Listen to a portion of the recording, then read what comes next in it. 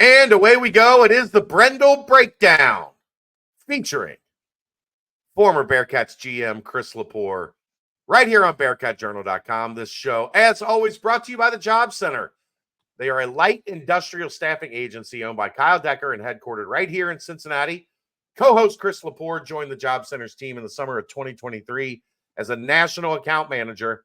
If you're connected to a company that uses staffing services, reach out to Chris, and he will personally follow up about partnering in the mission to change lives. All right, sir. Chris, 6 minutes and 30 seconds to go last night. I thought we were going to have a fun conversation about a pair of wins going into, hard to believe, what may be the toughest stretch of the season coming up over the next 3 games against the 3 teams that are at the top of the Big 12 standings. You played 6 ranked teams to start the season.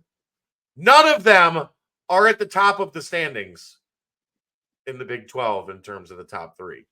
But unfortunately, the Bearcats fall last night at West Virginia. We will get to that. We will get to Chris has got some clips of UCF that he wants to look at, and then maybe a little Texas Tech to close the show out as we get ready for Saturday's trip to Lubbock. You know what they say about going to Lubbock? What is that? It's hard. It's hard. you ever try to come home? 9 o'clock game on a Thursday night in Lubbock? It's hard. It's hard. Understood. Well, hopefully it'll be on the backside of a W. Told me one time. Wow. All right. Yeah. Obviously, brutal final 6:30 at West Virginia. We'll take a look at that. Some of the things offensively and defensively that we can pull out there. But are we ready? Are we ready to jump in? Is class in session? Let's rock and roll. Class is. Let's. Oh, we got to get a bell. Like, we need a bell. Yeah, we do. To begin class. Got to make sure nobody's late. All right, let's talk a little offense first. Some things against UCF. I thought this was an interesting set. Seeing this alignment a little more from them. Actually got a layup off of this initial cut from Simas Lukosius a couple games back. And since then have seen it more frequently. Interesting set. At first, it kind of looks like a Spain alignment.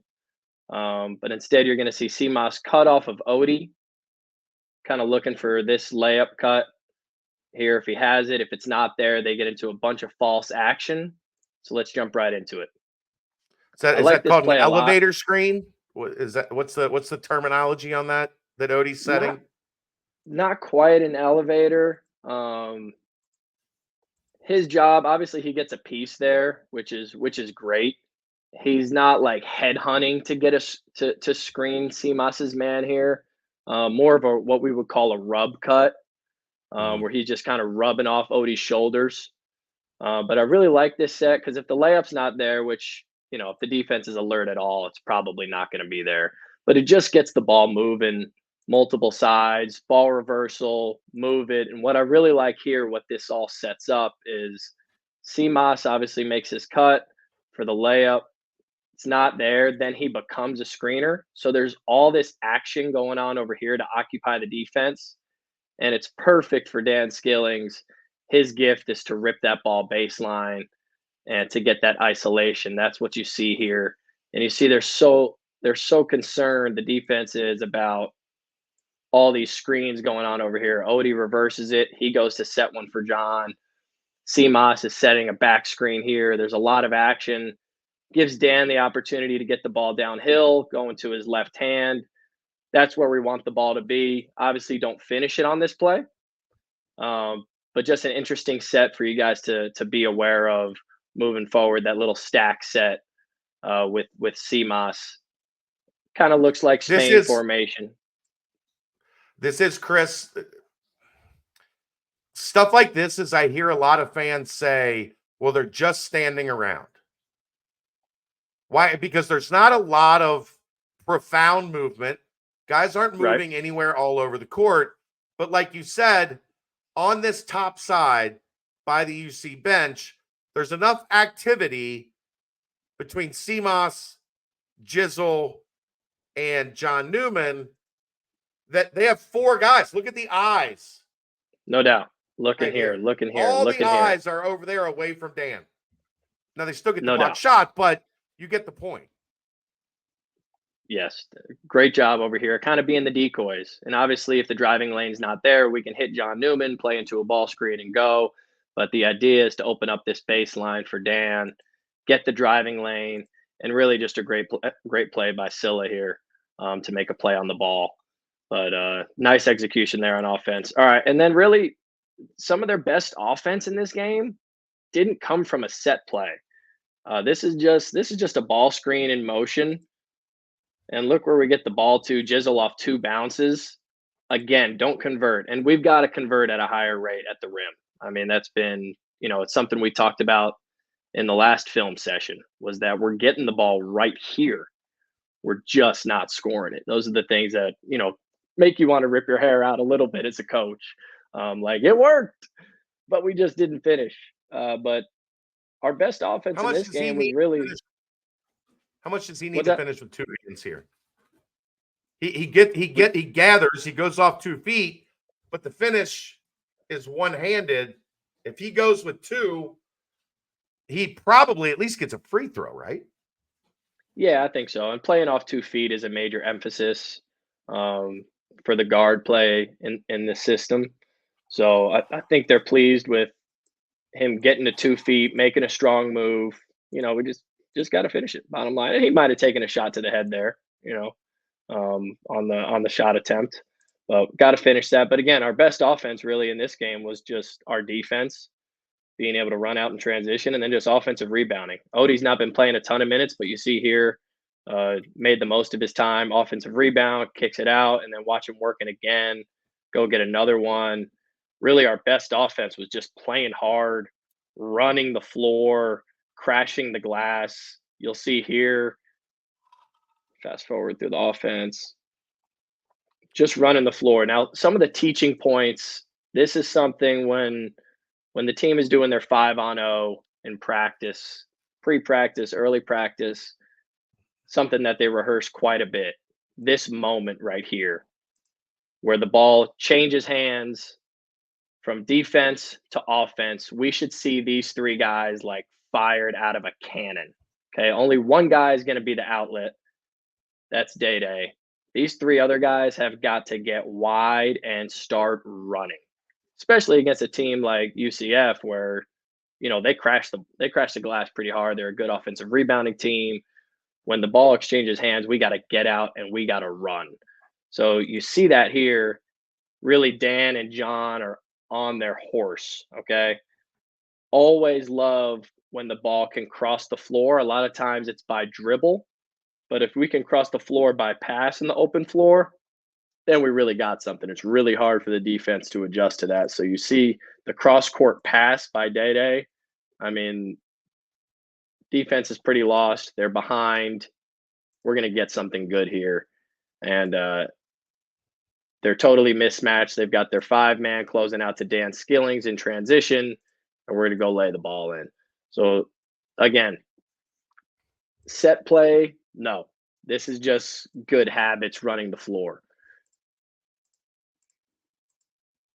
5 seconds on the shot clock, so guarded for 25 seconds. Again, this moment where the ball changes hands, we go from defense to offense right now. And this lineup has gotten some attention, right? This lineup with Jizzle and Day. You're not going to be seeing it a lot, just sheer math, right? Like, for one, who's the third point guard to give these guys a breath if they both need to come out? Right.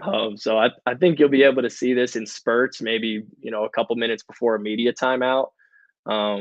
But the problem it presents is how many minutes consecutively can they play? Because if they play a stretch of 5 minutes together, one of them's going to need a blow. So you can go get one of them, but then the other guy is going to have to play another stretch of 3 or 4 minutes straight. So it becomes an 8-9 minute stretch for one guy. It's asking a lot. So I got some messages about this lineup. Oh yeah, no doubt. I do like this lineup a lot, just because of the ball handling and the driving ability on the floor when they're out there together. But it's going to be something Especially you see playing in small. spurts. No doubt. Yeah. When you're down late game and you want to go small and create some opportunities. I do like it. Just I in do like general. it. Yeah, I just like it don't with think you're John going to and be able to see Dan. it a ton. Yeah. Yeah. Those You two, see that John, lineup Dan, and here? a big. Ooh. Yep. Yep. So this is the fun lineup here for offense, and I even think defensively too, because you can kind of switch everything and makes it fun. But again, this moment right here, and you see like Day Day and Jizzle, they can play together. He knows, all right, Jizzle's the point guard here. I gotta get gone. I gotta get out. You should see John and Dan sprinting their tails off, which they are. John already wants the ball, but because he runs so Should have hard, got it. yeah, I mean, I think we could maybe throw this pass here, but because he runs so hard, and we talk about this a lot in the locker room when we're watching film, this ball ends up going to Dan for a layup. This will never show up in the box score, what John does here, but it's something that the staff will chart, and John will get credit for this internally in front of the team when they're watching film, and they have a stat system uh, creating offense. He'll get credit for that as well. So not a box score item, but really good by John to sprint. He wants the ball. He wants to go dunk that thing. Um, Dan ends up getting the two again against UCF. There's not many sets to break down. It's mostly fast break points, hustle points. Um, Also, I know John Newman clip there. We all are hoping that he can remain healthy and that he's okay. Well, and All when right, you're playing against a top 10 adjusted efficiency defense, you're an idiot to play them when they're just standing there set. no doubt. You don't want to play them set. And I think in the first half there was, it was tough Too because we much were having set. to play in Right. the half court, Yep. and got out and created some turnovers and came to life a little bit in the second half. It was fun. It was fun in fifth third. So I went to the West Virginia game, tried to pull some similar transition clips, and there just weren't a lot of them, not many at all. And so it was mostly a half court game. And we're going to take a look at that spell in the second half where we went cold and really just couldn't buy a bucket, and see some of the things that happened there. But first, wanted to take a look at this set. This is something seeing more in recent games. Um, Pretty unique formation. So you see Dan sprints out of the corner. This is what people in the NBA and across college basketball are calling a ghost screen. Okay, so Dan's job, he's not really trying to make contact. A lot of times in ball screen action, the screener's job is to make contact here to create rotation, create a switch, create some sort of advantage by screening the defense. Dan's job instead here is to create confusion. Okay, surely his guy, a guard, is not all that comfortable guarding ball screen action. Probably not something he does a lot. And so, is Dan actually setting a screen? Is he just cutting through? I don't know. It's a lot for this guy to communicate and figure out on the fly. That's why he sprints into it. But his job is really to fake setting a ball screen or ghost the ball screen. Um, Does Ghost he say meaning boo? not actually making contact. Maybe after a dunk, you could say boo.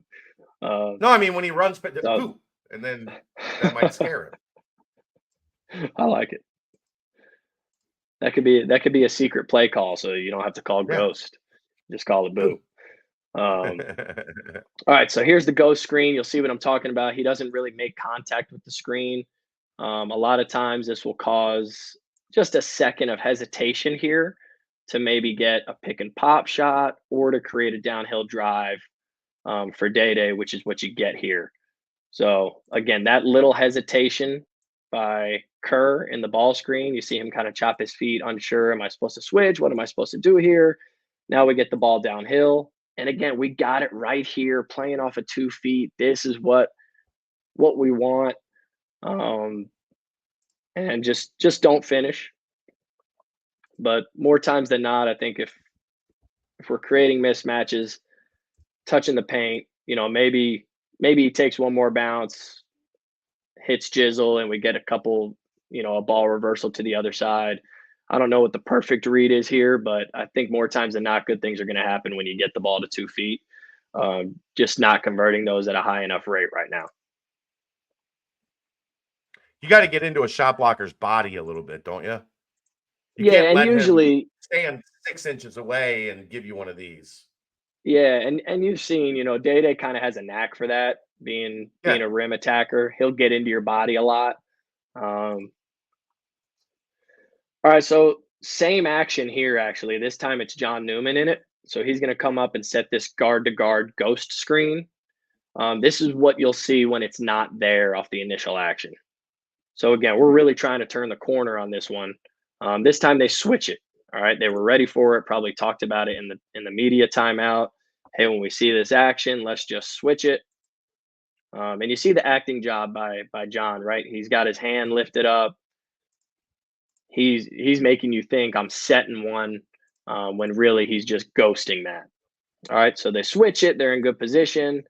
Now we go play into another ball screen, and we're into what we would call flow offense or motion offense, which is essentially space the floor, move the ball, drive the ball, and just play until a ball screen happens and we get some action. So there's the ball screen. We should hopefully get some action out of this, create an advantage. And you'll see how loaded up West Virginia is to the ball in the ball screen. Loaded up meaning all 5 guys are ball side on the same side of the court as the ball, making this pass really difficult. That's the pass that they challenge you to make, dare you to make, essentially. They're going to come play this roll hard. They're going to play this lift hard, and they're going to play the ball hard. So they're really aggressive in their ball screen coverage. CMOS makes a nice play, really quality shot, under 10 seconds on the shot clock. Can't ask for much better than that. Up 9, 6 minutes to go. Again, just don't convert. Ended up getting another opportunity here. Got a foul call. All right, leads cut to 5. Blatant shove in the back. yeah, blatant shove in the back. But still, sometimes hard to get that whistle on the rebounds. So leads cut to 5. We haven't scored in a while. We really need a basket. What are we going to run here? Again, I think we talked about this a couple weeks ago, but anytime you set a screen into a ball screen, that's called hook. Billy Donovan kind of made it famous. Shaka Smart got a bunch of recognition for it as well. And his Final Four team that went to VCU, Billy Donovan at Florida, this was like a go-to set for them. So you see the hook that turns into Spain. Spain. I think we are seeing that quite a bit, both on the teams that we're scouting and in our offense as well. So hook to Spain. We're hoping that will create an advantage, get us a good look here. You see some false action behind the defense as this ball screen is happening. See John Newman cutting through to create more confusion for the defense. Looks like we have an advantage. They're a little discombobulated. They're having to switch late. Aziz sets a good screen. All right, and now this is one that they're going to freeze frame right here in the film session. John Newman's calling for the ball. 6-year senior wide open. And on this drive and kick, I'd say it's debatable whether this is an inside-out quality three-point shot. Contested, lifting out of the corner, not necessarily like a standstill catch and shoot shot. We want to one more this. We call this the one more pass. All right, where you have a decent look, but the guy next to you has a great look. Let's do one more pass to get the great look. And at this point in the game, 60-55, where we haven't scored in a while, got to get a great shot. This is a good shot, not a great one. And, it's frustrating when you're this guy and you get missed. But there's a lot of freeze frames in college basketball where maybe John missed somebody, right? So for him not to pout and for him to go after this rebound, I think says a lot about his maturity. But man, that's a tough one. Good action, create confusion, drive, kick. Want to see that one more pass. Maybe we get a wide open three in the corner. That'll be one they watch as a team for sure. All right, under a minute left. Don't We show are those down Jesse 2. Edwards second half stats. Holy crap. Yeah, yeah. He I don't want to see yeah, that. he had a good night, huh? Stop it. Knock it off. All right, second half, under a minute left, down 2. We need a basket. Ball screen with Seamas and Aziz. Aziz on the wide roll. Again, you kind of see the hard hedge here, right? They're guarding ball screens a lot differently than we do. We'd be in more of a drop coverage, retreating to the basket. They are hedging and they are staying for quite some time. They guard the ball screen very aggressively here. Lingering. All right, ball moves. Ball moves out of the ball screen. We've got them in rotation. Ball moves again. We haven't quite created the advantage yet. We want to keep this thing moving. There's 10 seconds on the shot clock. All right, right now, we can move it again.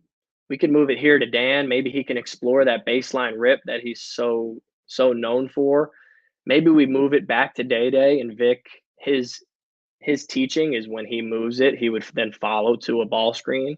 So we could pass it back to Day, play into another ball screen. 10 seconds is an eternity in college basketball. We can still get to 2 more actions here. So this is a really tough shot. Really tough shot. For a guy that hasn't made a shot all game. Hadn't made one yet. If you made 3 in a row at this point in the game and you're feeling it, you're on fire, you're Reggie Miller right now, maybe you let this one fly. But this is a tough one, man. You gotta get a great shot. We've scored 3 points in the last 6 minutes. Like, we've got to get a great shot, and this is just tough, man. This takes the air out of you. And so I think a sequence of really tough shots down the stretch. Just not being disciplined enough to get great ones is really why you saw the 15-3 run to end the game. All right, let's look a little bit of defense. All right, going to touch on ball screen D. All right, here we go. One of the hardest things for a team that gets to ice or drop coverage, it's really hard to ice when your man reverses the ball and then sets a ball screen. Here's why.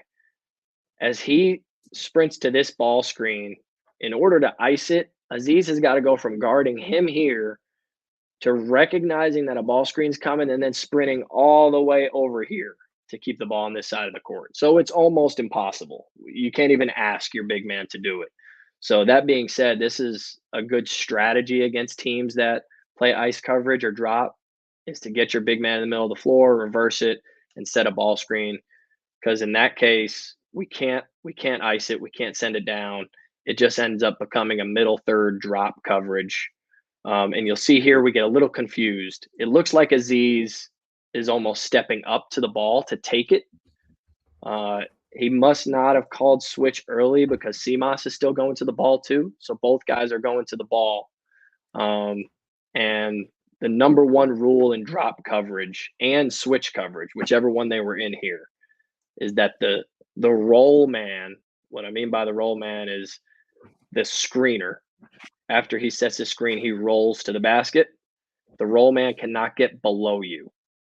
That's the whole point of the drop and the switch, is to keep the defense between the offensive player and the basket. So him getting below the defense, see how he's below Seamas here? Yep. It results in him, catching it at 2 feet. Doesn't score it, which, helps us in this situation not go down 10 early in the second half. But just a little ball screen habit that we've got to tighten up. Are we switching that? Are we in drop? Regardless, we got to communicate it, and we can't let the roll man get behind us or below us. All right, you'll see again here. This is the first ball screen of the possession. We're 25 seconds on the shot clock. There's no way they should set one ball screen and get an advantage. All right, now Jamil's job here. This screen all the way out here, Jamil's got to call the ball screen early and just get Jizzle under it to meet Kerr on the other side. We can't afford to get screened this far away from the basket. Right. It's just going to cause unnecessary rotation, which you see. There's space. We got screened. That's a problem. We got hit. So now we're not attached to the ball handler. Now Jamil is in a situation where he's supposed to stay with the roll man, but shoot, there's a huge advantage right here. He's in a bit of a predicament. So early communication is a quick fix to this one. Getting Jizzle under the screen to meet the ball handler here. Now we're in rotation. You see Jamil has to step all the way up to the ball. And again, you cannot let the roll man get behind you. Now, love to see maybe Vic 1 or 2 more steps towards the ball. Dan 1 or 2 more steps towards the ball so that we can shrink the floor a little bit and not leave the middle of the floor wide open. And you see here, this was the lob that they didn't convert. But again, more times than not in the Big 12, I think that lob is a dunk. So we've got to guard the ball screen better. Again, 26 seconds on the shot clock. A lot of early ball screens being set by West Virginia. We do a better job talking this first one out. And that's that's textbook how you defeat a ball screen there. I mean, you watch Day navigate this, under that one, right back to the ball. All right, they move it. Another ball screen. Rule of thumb with our defense is if John Newman's in the ball screen and you're the big guy, you're not going to have to do a whole lot. Watch how he defeats this one. I mean, just fights through it. Don't have to do a whole lot here if you're Aziz. Get back to your man. All right, now this ball screen here. Down to 13 seconds on the shot clock. This is the 4th ball screen they've set in the possession. And you see the screener on his roll gets below the defense, below Aziz, and that just can't happen. That's his job. He's got to retreat with his man, stay in between his man and the basket. Again, would love to see John and Dan maybe a step or 2 closer to the ball. So he's got to think about it a little bit, makes it a little more of a high risk pass. But bottom line is the roll man cannot get below the defense. That's going to be 2 easy points. Just too easy for us to give that up. Yep.